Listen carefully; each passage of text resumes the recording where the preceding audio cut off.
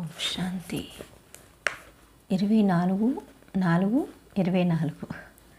ఓం శాంతి. బాబా చెప్తున్నారు, మధురమైన పిల్లలు, మీరు ఉదయం ధనవంతులుగా అవుతారు, మళ్ళీ సాయంత్రం పకీర్లుగా అయిపోతారు. పకీర్ల నుండి అమీరులుగా, పతితుల నుండి పావనులుగా అయ్యేందుకు మన్మనాభవ మచ్చాజీ భవ అన్న ఈ 2 పదాలను గుర్తించుకోండి. ప్రశ్న: కర్మ బంధనాల నుండి ముక్తులుగా అయ్యేందుకు యుక్తి ఏమిటి? జవాబు: 1. స్మృతి యాత్ర మరియు జ్ఞానస్మరణ. 2. ఒక్కరితో సదా సర్వ సంబంధాలు ఉండాలి. అనోన్యులెవరి వైపుకు బుద్ధి వెళ్ళకూడదు. 3. సర్వశక్తివంతమైన బ్యాటరీ ఏదైతే ఉందో ఆ బ్యాటరీతో యోగం జోడింపబడి ఉండాలి. మీపై మీకు పూర్తి జ్ఞానం ఉండాలి. దైవీ గుణాల రెక్కలు ఉన్నట్లయితే కర్మ బంధనాల నుండి ముక్తులుగా అవుతూ ఉంటారు అని చెప్తున్నారు బాబా. ఓం శాంతి. బాబా కూర్చుని అర్థం చేయించారు. ఇది భారతదేశ కథ.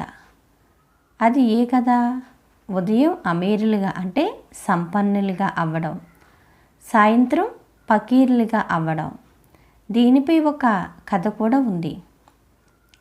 ఉదయం అమీరులుగా ఉండేవారు. ఈ విషయాలు మీరు ఎప్పుడైతే అమీరులుగా ఉంటారో అప్పుడు వినరు. పకీర్లు మరియు అమీర్ల విషయాన్ని పిల్లలైన మీరు సంగమ యుగంలోనే వింటారు. అంటే ఈ సంగమ యుగంలో బాబా వచ్చి మనల్ని ఏం చేస్తారు? ఉదయం అంటే అర్ధకల్పం స్వర్గం, సంపన్నులుగా తయారు చేస్తారు. సాయంత్రం అంటే అర్ధకల్పం నరకం కదా, సత్యాత్రేతాయుగాలు అయిపోయి ద్వాపర కలియుగాల్లోకి రావడంతో ఏమైపోతాం? ఉన్న సంపాదన అంతా పోయి మళ్ళీ ఖాళీ అయిపోతాం. ఈ సంగమ యుగంలో బాబా వచ్చి మొత్తం మనకి 84 జన్మల కథని కూడా వినిపిస్తారనమాట. బాబా చెప్తున్నారు, వీటిని మీ హృదయంలో ధారణ చేసుకోవాలి. భక్తి తప్పకుండా పకీర్లుగా తయారు చేస్తుంది. జ్ఞానము అమీరులుగా తయారు చేస్తుంది.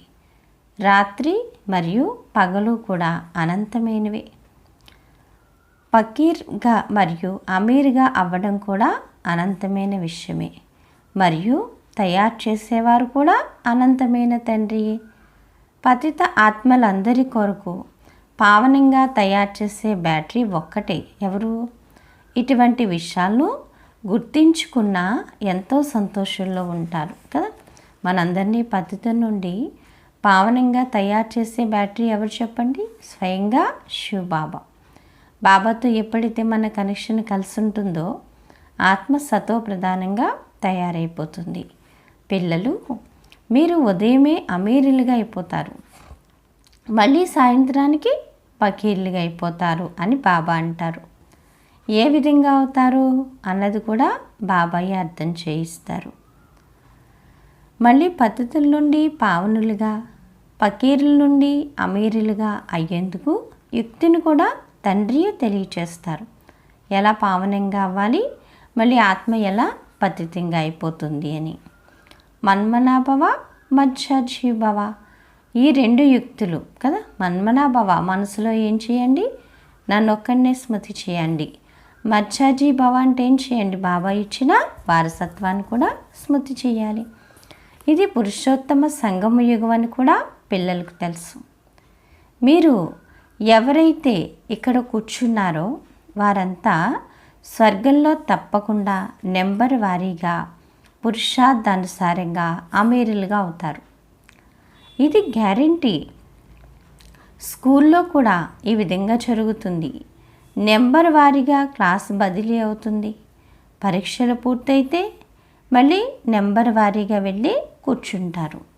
అది హద్దులోని విషయము, ఇది బేహద్దు విషయము. నెంబర్ వారీగా రుద్రమాల్లోకి వెళ్తారు అని చెప్తున్నారు బాబా. ఇది మాల లేక వృక్షము? బీజమైతే వృక్షముదే కదా. పరమాత్మ మళ్ళీ మనుష్య సృష్టికి బీజరూపము. వృక్షము ఏ విధంగా వృద్ధి నొందుతుందో, ఎలా పాతబడుతుందో పిల్లలకు తెలుసు కదా. వృక్షం ఎలా వృద్ధి అవుతుంది, మళ్ళీ ఎలా శిథిలావస్థకు వస్తుంది, ప్రపంచిక పరిస్థితి ఏం జరుగుతుంది, మనం ఇప్పుడు ఎలా తయారవ్వాలి అనే విషయాన్ని బాబా పిల్లలకి తెలియచేస్తున్నారు. బాబా చెప్తున్నారు, ఇంతకు ముందు మీకు ఇది తెలిసేది కాదు, దానిని బాబా వచ్చి అర్థం చేయించారు. ఇప్పుడు ఇది పురుషోత్తమ సంగమ యుగం. ఇప్పుడు పిల్లలైన మీరు పురుషార్థం చేయాలి. దైవీ గుణాల రూపీ రెక్కలను కూడా ధారణ చేయాలి. మీపై మీరు పూర్తి జ్ఞానం ఉంచాలి.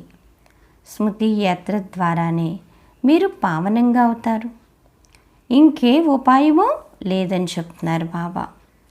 సర్వశక్తివంతమైన బ్యాటరీ యగు తండ్రితో పూర్తి యోగాన్ని జోడించాలి కదా. బాబా ఎవరు?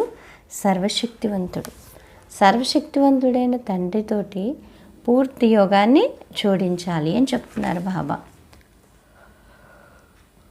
బాబా అంటారు, వారి బ్యాటరీ ఎప్పుడు ఖాళీ అవ్వదు. వారు సతో రజో తమోలోకి రారు. ఎందుకంటే వారిది సదా కర్మాతీత స్థితి. పిల్లలైన మీరు కర్మ బంధంలోకి వస్తారు. ఎంత కఠినమైన బంధనాలు ఉన్నాయి. స్మృతి యాత్ర తప్ప ఈ జ్ఞానపు ఉపాయం ఇంకేదీ లేదు.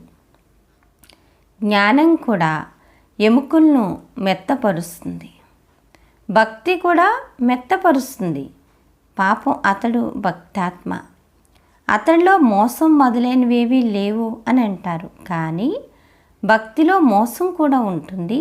బాబా అనుభవజ్ఞులు ఎవరు? బ్రహ్మ బాబా.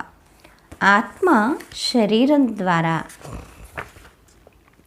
వ్యాపారాలు మొదలైనవి చేస్తుంది.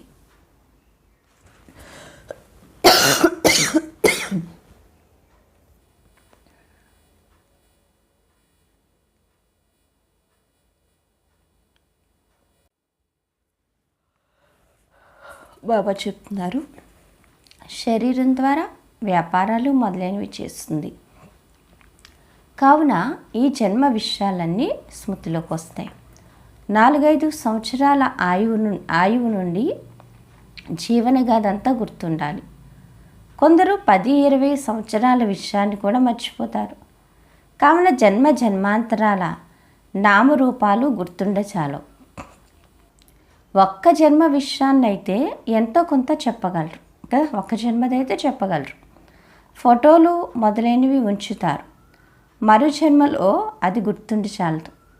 ప్రతి ఆత్మ భిన్న భిన్న నామరూప దేశ కాలాల్లో పాత్రను అభినయిస్తుంది.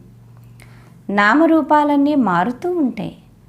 ఏ విధంగా ఆత్మ ఒక శరీరాన్ని వదిలి మళ్ళీ ఇంకొక శరీరాన్ని తీసుకుంటుందో కూడా బుద్ధిలో ఉంది.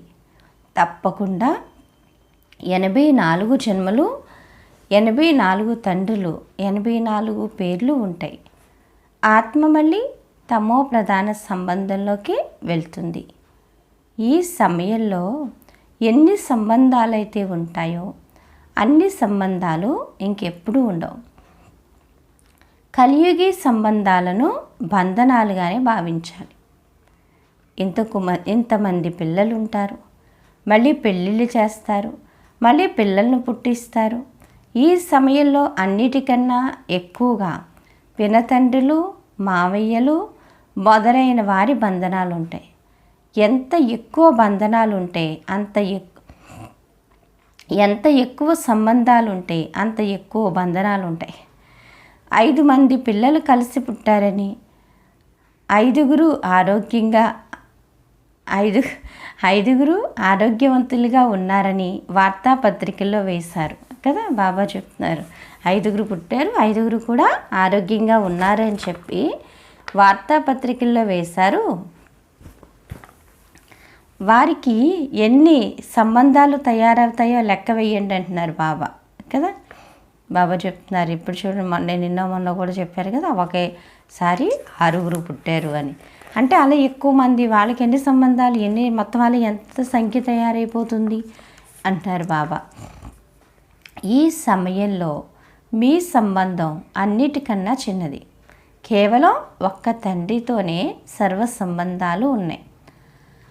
ఒక్క తండ్రితో తప్ప ఇంకెవరితోనూ మీ బుద్ధి యోగం లేదు, అవునా? ఇప్పుడు ఇది మీ వజ్రతుల్యమైన జన్మ. ఉన్నతోన్నతుడైన తండ్రి పిల్లలను దత్తత తీసుకుంటారు. వారసత్వాన్ని పొందేందుకు జీవిస్తూనే వారి ఒడిలోకి వెళ్ళాలి. అది అప్పుడే జరుగుతుంది. ఏ తండ్రి నుండైతే మీకు వారసత్వం లభిస్తుందో అటువంటి తండ్రి ఒడిలోకి మీరు వచ్చారు. బ్రాహ్మణులైన మీకన్నా ఉన్నతులు ఇంకెవరూ లేరు. అందరి యోగము ఒక్కరితోనే ఉంది. మీకు పరస్పరం కూడా ఎటువంటి సంబంధం లేదు. సోదరి సోదరుల సంబంధం కూడా కింద పడేస్తుంది. సంబంధం కేవలం ఒక్కరితోనే ఉండాలి. ఇది కొత్త విషయం. బాబా అంటున్నారు, పవిత్రంగా అయ్యి తిరిగి వెళ్ళాలి. ఈ విధంగా విశాల సాగర మదనం చేయడం ద్వారా మీరు ఎంతో ఆనందంలోకి వస్తారు. సత్యుగి ఆనందము మరియు కలియుగి ఆనందానికి రాత్రికి పగలికి ఉన్నంత తేడా ఉంది. భక్తి మార్గ సమయంలో రావణుని రాజ్యం ఉంది. చివర్లో సైన్స్ అహంకారం కూడా ఎంతగానో ఉంటుంది. వారు సత్యయుగంతో పోటీ పడుతున్నట్లుగా చేస్తారు అని చెప్తున్నారు బాబా. బాబా అంటున్నారు, స్వర్గంలో ఉన్నారా లేక నరకంలో ఉన్నారా అని నేను ప్రశ్నిస్తే కదా, ఏమని? స్వర్గంలో ఉన్నారా, ఇప్పుడు నరకంలో ఉన్నారా అని నేను ప్రశ్నిస్తే 4-5 మేము స్వర్గంలో ఉన్నాము అని సమాధానం చెప్తారు అని ఒకరు బాబాకు వ్రాశారు. బుద్ధిలో రాత్రికి పగలికి ఉన్నంత తేడా ఉంది అని చెప్తున్నారు. కొందరు తాము నరకంలో ఉన్నారని భావిస్తారు. మరి మీరు స్వర్గవాసులుగా అవ్వాలనుకుంటున్నారా? ఆ స్వర్గాన్ని ఎవరు స్థాపించారు అన్నది మళ్ళీ వారికి అర్థం చేయించాలి.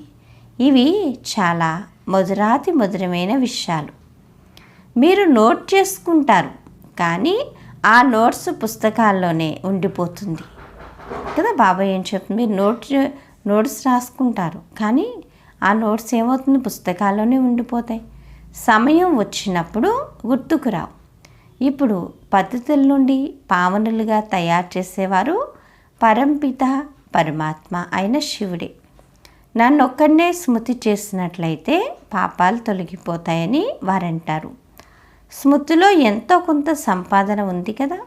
స్మృతి విధానం ఇప్పుడు వెలువడింది అని చెప్తున్నారు బాబా కదా. బాబాని స్మృతి ఎలా చేయాలి, ఏ విధంగా మనం పురుషార్థం చేయాలి అనే విధానం అయితే ఇప్పుడు మనకి తెలిసింది.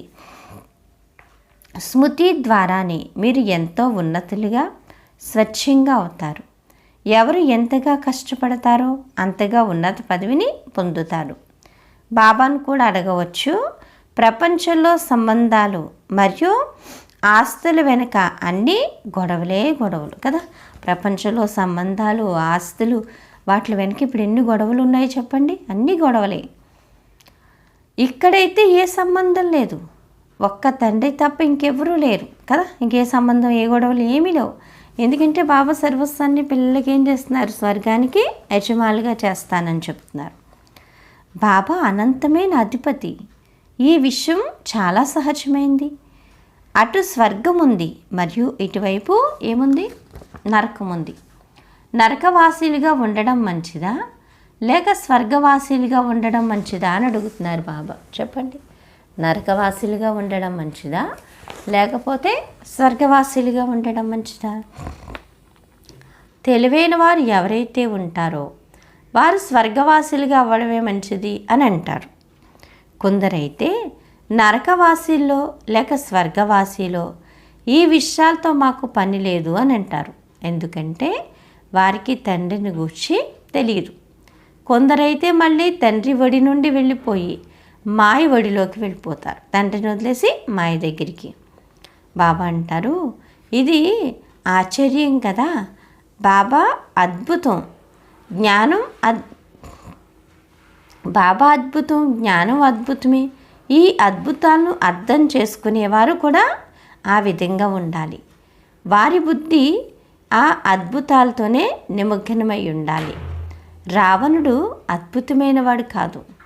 అలాగే అతడిని రచన అద్భుతమైంది కాదు, రాత్రికి పగలికి ఉన్నంత తేడా ఉంది కదా అంటారు బాబా.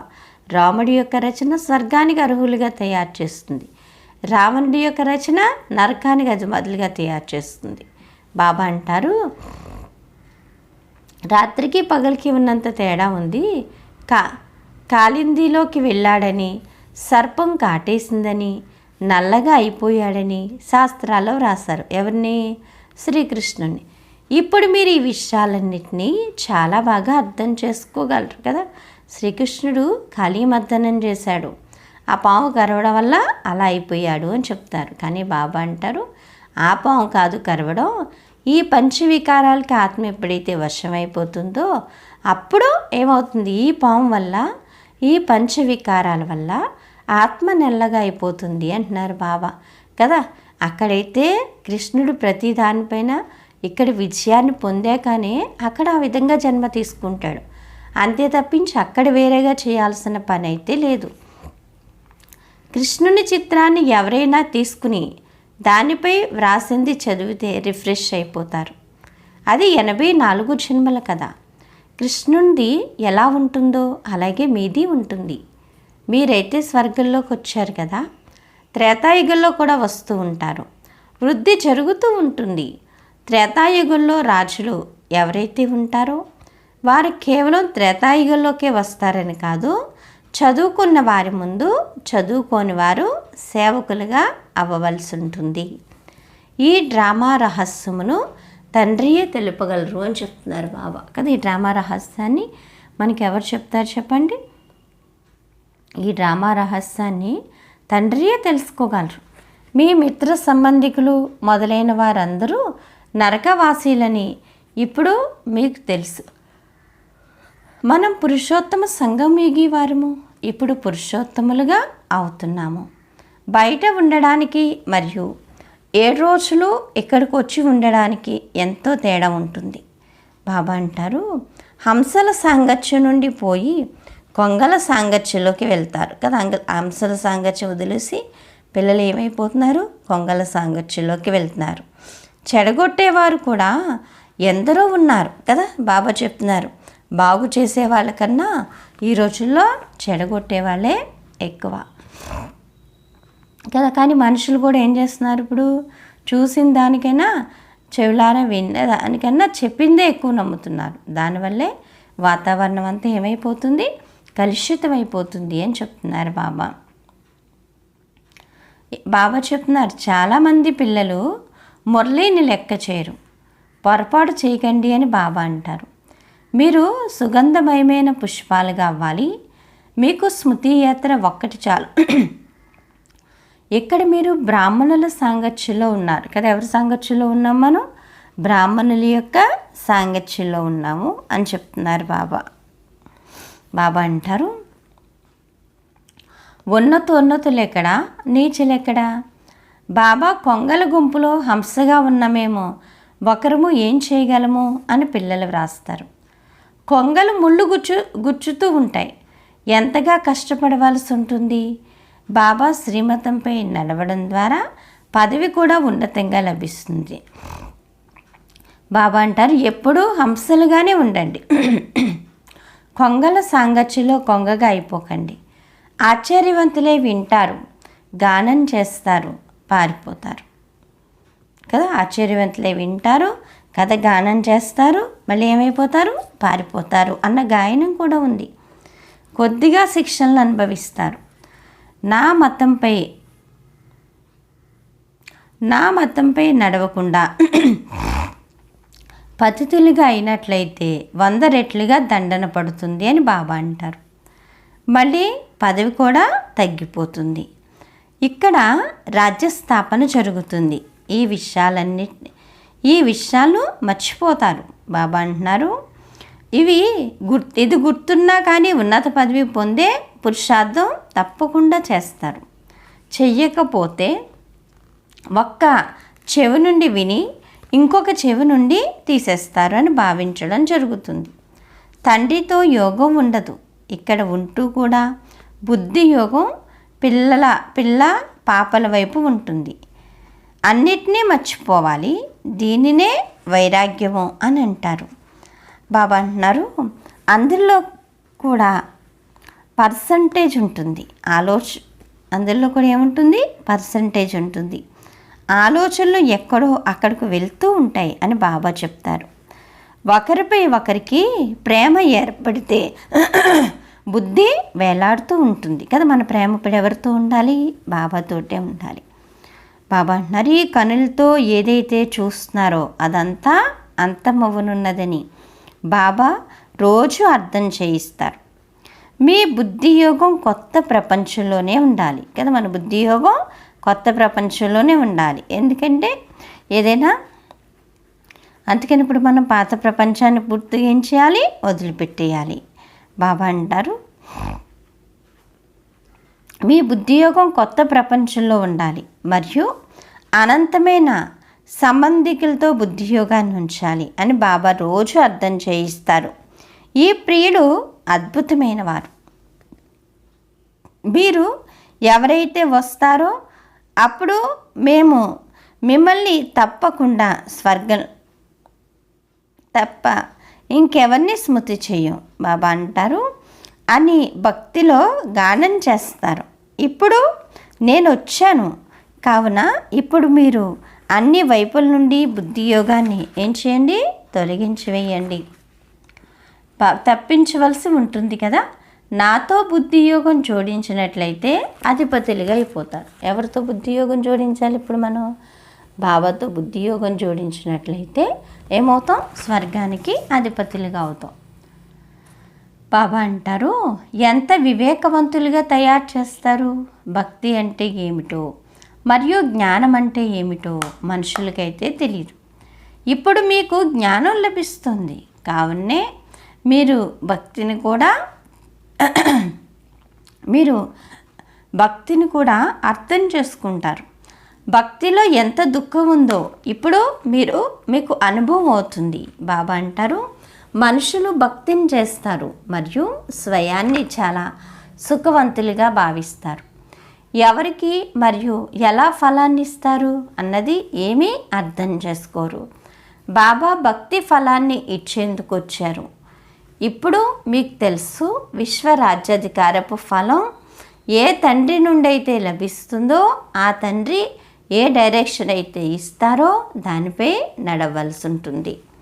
దానిని ఉన్నతమైన మతం అని అంటారు. మతం అయితే అందరికీ లభిస్తుంది. దానిపై కొందరు నడవగలుగుతారు, కొందరు నడవలేరు. బాబా అంటారు,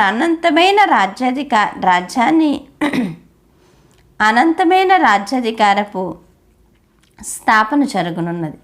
మనం ఎలా ఉండేవారమో మళ్ళీ మనం ఎటువంటి పరిస్థితికి చేరుకున్నామో ఇప్పుడు మీరు అర్థం చేసుకున్నారు.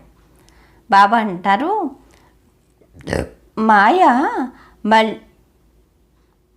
మాయ మళ్ళీ పూర్తిగా అంతం చేసేస్తుంది. మాయ ఏం చేస్తుంది?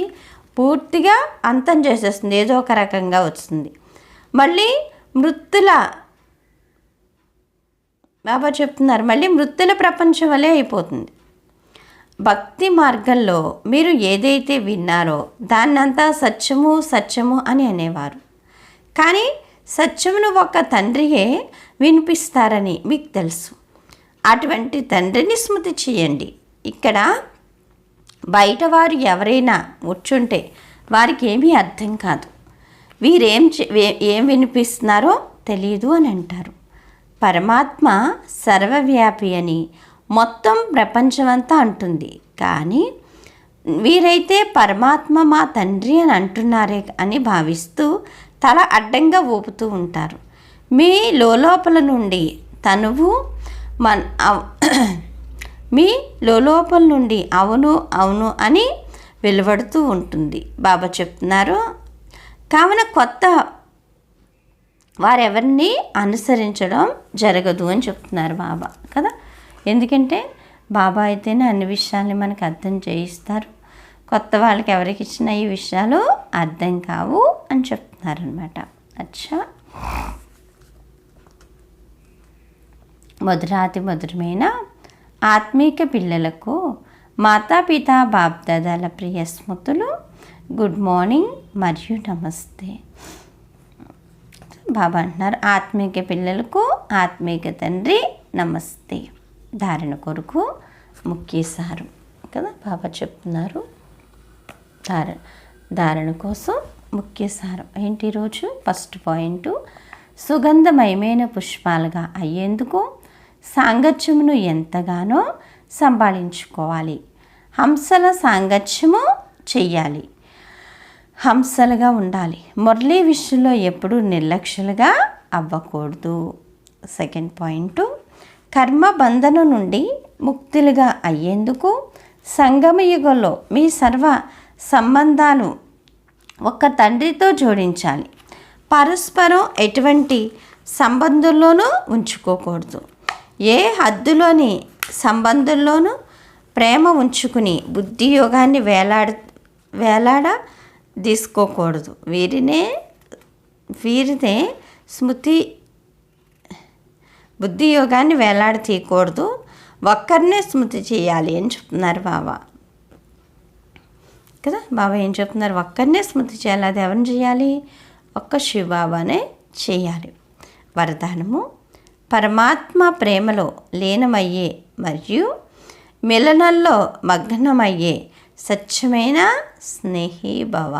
బాబా ఏం చెప్తున్నారు? పరమాత్మ ప్రేమలో లీనమయ్యే మరియు మిలనంలో మగ్నమయ్యే స్వచ్ఛమైన స్నేహి భవ. ఇద్దరు ఉన్నా, బాబా చెప్తున్నారు, ఇద్దరు ఉన్నా ఇద్దరుగా కాక ఇద్దరు కలిసిపోయి ఒక్కరిగా అయిపోవాలి అని స్నేహానికి గుర్తుగా గాయనం చేయబడుతుంది. దీనినే ఇమిడిపోవడము అని అంటారు. బాబా అంటారు, భక్తులు ఇటువంటి స్నేహస్థితిని ఇమిడిపోకూడదు, లీనమైపోవడము అని అన్నారు కదా. బాబా చెప్తున్నారు ప్రేమలో లీనమైపోవడం ఇది ఒక స్థితి, కానీ స్థితికి బదులుగా వారు ఆత్మ అస్తిత్వం సదాకాలం కొరకు సమాప్తమైపోతుందని భావించారు. పిల్లలైన మీరు ఎప్పుడైతే తండ్రి లేక ఆత్మీక ప్రియుడి మిలనంలో మగ్నమై ఉంటారో అప్పుడే సమానంగా తయారవుతారు అని చెప్తున్నారు బాబా. అచ్చా, స్లోగన్ను, ఎవరైతే వ్యర్థ సంకల్పాల నుండి మనసును మౌనంగా ఉంచుకుంటారో వారే అంతర్ముఖులు కదా. స్లోగన్ ఏంటి బాబా చెప్తున్నారు ఈరోజు? ఎవరైతే వ్యర్థ సంకల్పాల నుండి మనసును మౌనంగా ఉంచుకుంటారో వాళ్ళే ఎవరు? వారే అంతర్ముఖీలు అన్నారు బాబా. అచ్చా, ఓం శాంతి. మధురాతి మధురమైన ఆత్మీక తండ్రికి ఆత్మీక పిల్లల యొక్క ప్రియ స్మృతులు. గుడ్ మార్నింగ్ మరియు నమస్తే నమస్తే నమస్తే. ఓం శాంతి.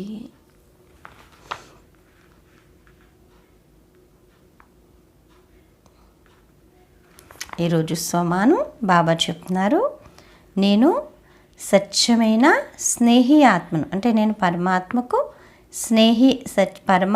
స్వచ్ఛమైన స్నేహి ఆత్మను అనుకోండి. అచ్చా, ఓం శాంతి. Thank you Baba.